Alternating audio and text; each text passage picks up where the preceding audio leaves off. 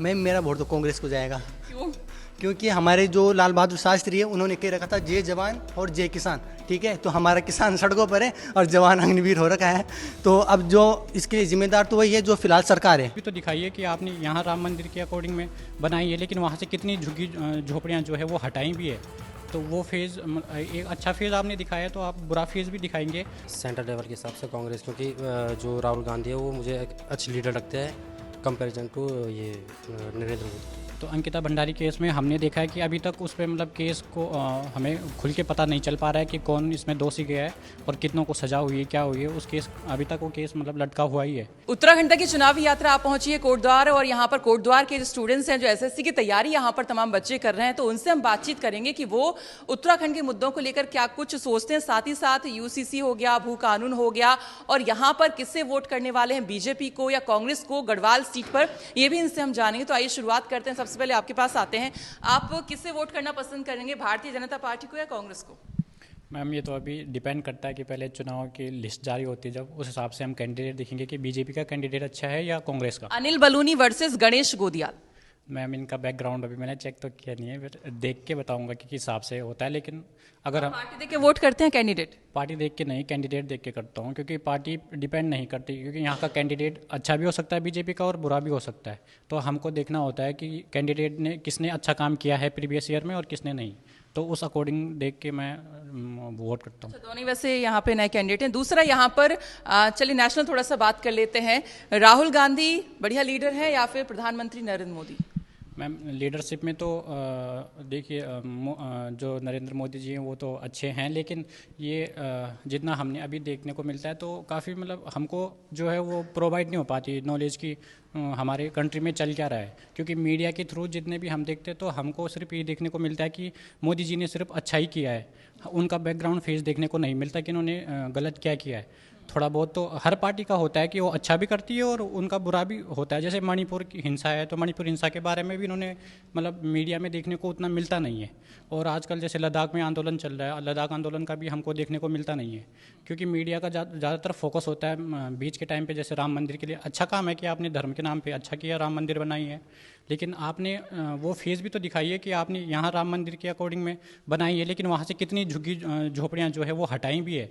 तो वो फेज़ एक अच्छा फेज़ आपने दिखाया, तो आप बुरा फेज़ भी दिखाएंगे। ऊपर से अपोजिशन को आपने एक तरीके से ख़त्म ही कर रहे हैं, क्योंकि अपोजिशन को बोलने का मौका बहुत कम मिलता है। जितना लोकसभा स्पीकर उसमें बोलते हैं कि लोकसभा की उसमें स्पीकर उनके बंद कर दिए जाते हैं, उनको बोलने का मौका नहीं देने देते। तो विपक्षी नेता अगर हमको पता नहीं चलेगा कि वो जब तक प्रश्न पूछेंगे नहीं, तो हमको पता कैसे चलेगा कि ये चीज़ सही है, कितने मायने में गलत है। तो विपक्ष को भी प्रश्न पूछने चाहिए ज़्यादा। ठीक है, आप किससे वोट करेंगे, बीजेपी या कांग्रेस? कांग्रेस। कांग्रेस को क्यों करेंगे? सेंट्रल लेवल के हिसाब से कांग्रेस, क्योंकि जो राहुल गांधी है वो मुझे एक अच्छी लीडर लगते हैं कंपैरिजन टू ये नरेंद्र मोदी। ठीक है, तो यहाँ आप कांग्रेस को वोट करेंगे, आपको क्योंकि राहुल गांधी अच्छे लीडर लगते हैं। ठीक है, आप किससे करेंगी? मैम ये तो देखना पड़ेगा, क्योंकि आप देखिए जो मेरे इस एक वोट की कीमत बताएगा, जो सारे वादों को पूरा करेगा, मैं उससे वोट करूंगी। जैसे कि आप बता दें कि ये कोटद्वार एक बहुत छोटा सा कस्बा ही है, सिटी भी नहीं है, टाउन भी नहीं है, तो एक कस्बा शहर है। तो यहाँ बताइए आप, इतने सारे जो सड़क पे जानवर रहते हैं खुले, उन चीज़ों के लिए क्या है, उन जानवरों के लिए क्या व्यवस्था होगी, जो सड़क है वो सड़क कब ठीक होंगी। तो इन सब चीज़ों को लेके जो पहले सारी चीज़ें करेगा, मतलब वादे पूरे करेगा, उन सब के लिए मेरा वोट जाएगा। इससे आप किससे वोट करेंगे? मैम मेरा वोट तो कांग्रेस को जाएगा। क्यों? क्योंकि हमारे जो लाल बहादुर शास्त्री है उन्होंने कह रखा था जय जवान और जय किसान। ठीक है, तो हमारा किसान सड़कों पर है और जवान अग्निवीर हो रखा है। तो अब जो इसके लिए जिम्मेदार तो वही है जो फिलहाल सरकार है ना। तो अगर जब जो हमारे जो इतिहासकार है या जो हमारे बड़े जो हमारे मतलब जो इतिहासकार थे हमारे, उन्होंने कह रखा है जो अपने इतिहास से नहीं सीखा वो कभी उस देश का भला नहीं हो सकता। तो हमारे देश पर देख लीजिए आपने, तैमूर लंग ने हमला किया, ठीक है, उसके बाद इब्राहिम लोदी ने उसमें कुछ नहीं सीखा, उसके बाद बाबर आया, है ना। तो अगर हम यहाँ पर कुछ नहीं सीखा और जवान परेशान है, किसान परेशान है, तो एक जवान आप भी आ जाइए। आप इनकी बात से सहमत हैं? नहीं मैम, आप किससे वोट करेंगे? मैं बीजेपी। अगर एज अ पीएम फेस देखा जाए तो नरेंद्र मोदी जी को, क्योंकि जैसे कि इंडियन अलायंस था तो उसका उनको पता भी नहीं है कि किसको फेस आइकन रखे हम। कि कौन अगर इंडिया अलायंस जीती तो कौन बनेगा पीएम, एज अ पीएम बनेगा।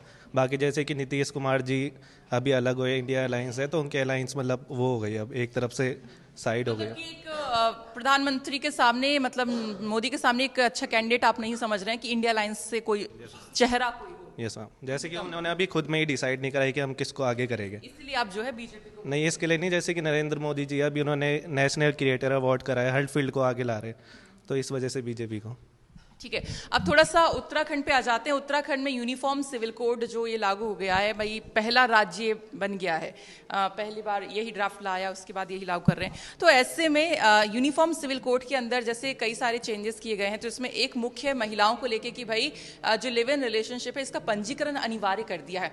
तो मैं महिलाओं से शुरू करना चाहूँगी, आप यहाँ से आइए कि ये जो पंजीकरण, हालांकि वो लड़का लड़की दोनों को कराना है, तो इससे आप इसे कैसे देखते हैं महिलाओं की सुरक्षा के लिहाज से कि ये कितना सही है? मैम मेरे खुद के पॉइंट ऑफ व्यू से ये चीज़ ओपिनियन लिव इन रिलेशनशिप वाला जो बोल रहे हो कि रजिस्ट्रेशन कंपलसरी है, ये चीज़ मतलब बहुत सही है। कि जैसे हम लोग के देश में कितनी चीज़ होती है, जैसे वो श्रद्धा मर्डर केस हुआ था, तो मतलब जो ये लिव इन रिलेशनशिप है ये मतलब बहुत सही है कि ये होना चाहिए, मतलब कि लड़का लड़की दोनों कराएं, मतलब पेरेंट्स के होना चाहिए सब चीज़। पेरेंट्स को भी पता होना चाहिए 21 साल से अगर कम किए जाए, लड़के को भी मतलब रजिस्टर वो करवाना पड़ेगा। तो आपके क्या व्यूज़ हैं इसको लेकर? मैम मेरे व्यूज़ तो ये हैं कि अच्छी बात है कि ये कानून आ रखा है, बहुत अच्छा चल रहा है। लेकिन मैम अगर कानून आ रहा है तो उसका पालन भी होना चाहिए। जैसे कि हमने अंकिता भंडारी केस देखा है, तो अंकिता भंडारी केस में हमने देखा है कि अभी तक उस पर मतलब केस को हमें खुल के पता नहीं चल पा रहा है कि कौन इसमें दोषी गया है और कितनों को सजा हुई है, क्या हुई है। उस केस अभी तक वो केस मतलब लटका हुआ ही है। तो आप कानून बना के ला रहे हैं, लेकिन उस कानून को अगर आप अच्छे से परफॉर्म ही नहीं कर रहे तो वो कानून भी तो न्याय मिलने में देरी हो रही है, आप कह सकते हैं। ठीक है, इसको लेकर मैं महिलाओं से ज़्यादा बात करना चाहूँगी। आप लोग थोड़ा सा ये लिव इन रिलेशनशिप की जो अनिवार्यता कर दी है, इसको लेकर आपके क्या व्यूज़ हैं? आपको लगता है कि ये रजिस्ट्रेशन करवाने से अपराध रुकेंगे और महिलाओं की सुरक्षा को लेकर ठीक है? ये थोड़ा आगे आ जाइए।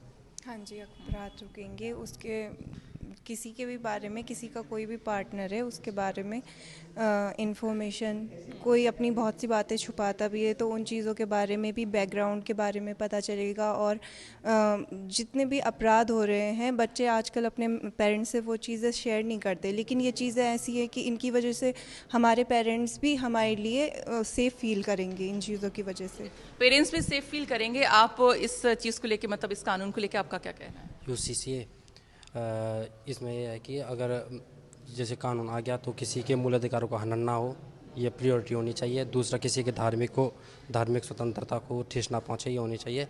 और अगर कर दिया ढंग से तो सही से ढंग से करना। क्या लिव इन रिलेशनशिप के लिए आपके क्या?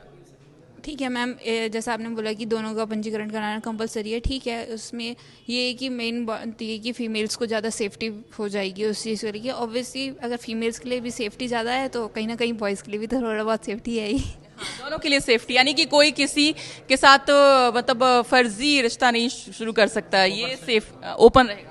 ऊपर से अगर कोई ऐसा काम भी होता है तो उसको हमको नॉलेज मिल जाएगी कि ये बैकग्राउंड क्या है इस लड़के का। अगर लड़का कोई लड़की के साथ गलत करता है तो उसका बैकग्राउंड हमारी सरकार के पास ऑलरेडी पहले से ही रहेगा, चाहे वो आधार से पंजीकृत होगा, चाहे वो पैन कार्ड से होगा, तो उसकी डिटेल्स हमारे पास ऑलरेडी अवेलेबल रहेगी और हम सख्त उसके खिलाफ वो ले सकते हैं। ठीक है, एक और बातचीत करना चाहेंगे आप लोगों से, जो नहीं बोले वो भी आप लोग इधर आ जाइए। अब नकल विरोधी कानून की बात कर लेते हैं, क्योंकि आप सभी लोग सरकारी नौकरी की तैयारी करने के लिए कोचिंग ले रहे हैं एसएससी की, और आप लोग जो है परीक्षाएं देंगे आगे, और पेपर लीक भी उत्तराखंड में कई बार हुए और भी राज्यों में होते रहते हैं। तो इसको लेके हर राज्य कहीं ना कहीं कानून लेके आता है। उत्तराखंड में भी नकल विरोधी सख्त कानून आ गया है।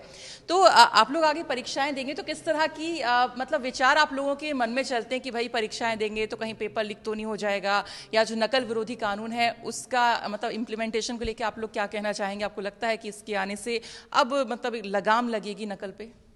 मैम सबसे पहली बात तो जब हम कोई एग्ज़ाम की तैयारी करते हैं तो उसमें हम अपने साल 2 साल खर्च तो करते ही करते हैं। जैसे कि हम उत्तराखंड की तैयारी करते हैं तो उत्तराखंड की भी हम साल भर से तैयारी कर रहे हैं, लेकिन अगर हम उस एग्ज़ाम की तैयारी करने के बाद हमको पता चलता है कि पेपर लीक हो गया है तो बच्चा एक तो मन से हताश हो जाता है, क्योंकि वो बच्चा अपना बेस्ट परफॉर्म करता है एग्ज़ाम में।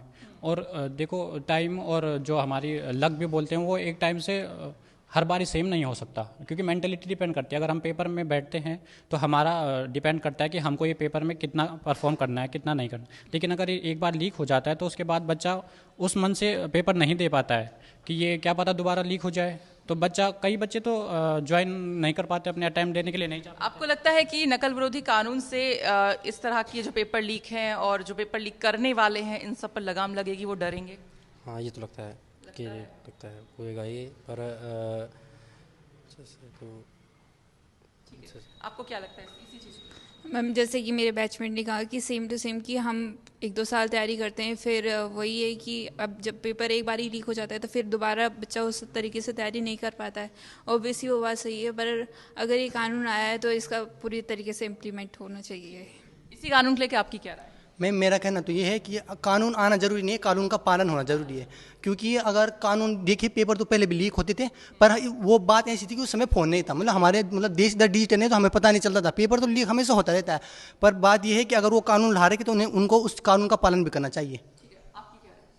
हम सेम जैसे कि इन्होंने बोला है, बट ऐसा है कि जैसे कि पेपर लीक होता है ये तो गवर्नमेंट के उसमें भी नहीं है, बट ये है कि जैसे कि कानून बना रहे तो उसको लागू किया जाए। बाकी हम जैसे कि मेहनत कर रहे 3-4 साल हम मेहनत करते, फिर पे कोई जैसे कि जो तैयारी कर रहा है कोई गरीब घर से होता है, पैसे दे के जा रहे, बस का किराया ऐसे, और पेपर लीक होता है तो फिर उनकी पूरी उम्मीद मर जाती है। तो फिर पेपर लीक होने से उम्मीद खत्म हो जाती है। आप बताइए आपका क्या कहना है पेपर लीक को लेके और नकल विरोधी जो कानून सरकार लेकर आई है, तो आपको इससे लगता है कि पेपर लीक होने रुक जाएंगे और जो पेपर लीक करते हैं इस तरह के माफियाओं पे लगाम लगेगी, नकल माफियाओं? मैम कानून बनाए तो लगाम तो लगेगी और हाँ असर तो होगा, पर अगर वैसे लीक होना सही है, क्योंकि अगर लीक नहीं हो रहा तो लीक तो मैम तभी पता चलता है ना, अगर जैसे पता नहीं चला पेपर हो गया और वो अंदर ही अंदर बच्चे अंदर ही अंदर साठगांठ हो गई, लीक होने से पता चल जाता है भाई पेपर लीक हो गया है। खैर, तो यहाँ पे कोटद्वार के युवाओं से हमने बातचीत की है कि वो बीजेपी को वोट करेंगे या फिर कांग्रेस को वोट करेंगे। तो कुछ बीजेपी को करेंगे, कुछ कांग्रेस को यहाँ पर करेंगे, और जो नकल विरोधी कानून है उसका असर भी देखने को मिलेगा, इनका ये कहना है। और यूसीसी को लेकर जो कानून है उसका भी ये लोग समर्थन करते हैं। कोटद्वार से उत्तराखंड तक के लिए सरिता तिवारी की रिपोर्ट।